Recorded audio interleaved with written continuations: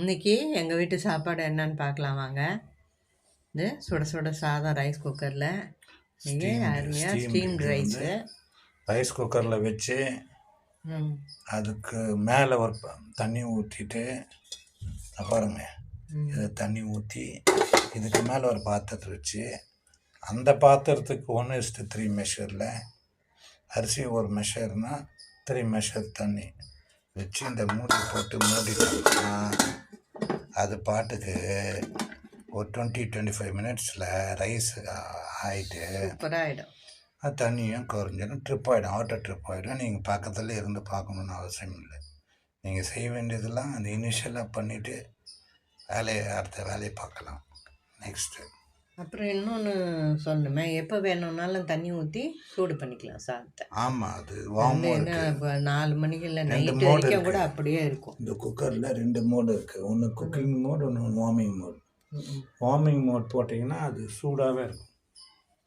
Next இது கீரை சூப்பராக முளைக்கீரை பருப்பு போட்டு கடையல் கீரை குழம்பு மாதிரி வச்சு எங்கள் வீட்டில் இதான் ரொம்ப விரும்பி சாப்பிடுவாங்க பொரியலை விட.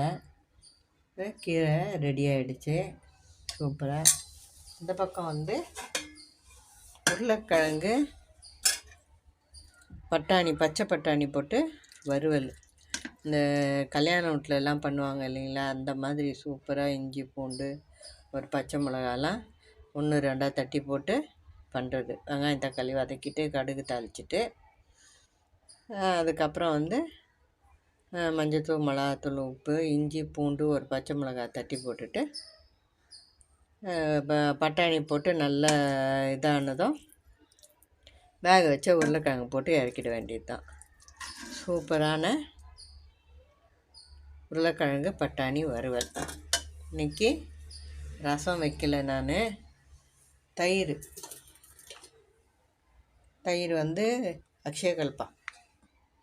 அக்ஷயகல்பா ஆர்கானிக் தயிர் இன்றைக்கி. இதுதான் எங்கள் வீட்டு சமையல். பிடிச்சிருக்கோன்னு நம்புகிறேன். பிடிச்சிருந்தா லைக் பண்ணுங்கள், ஷேர் பண்ணுங்கள், எங்கள் சேனல் சப்ஸ்கிரைப் பண்ணுங்கள். அப்படி எல்லோரும் சாப்பிட வாங்க. தேங்க்ஸ் ஃபார் வாட்சிங்.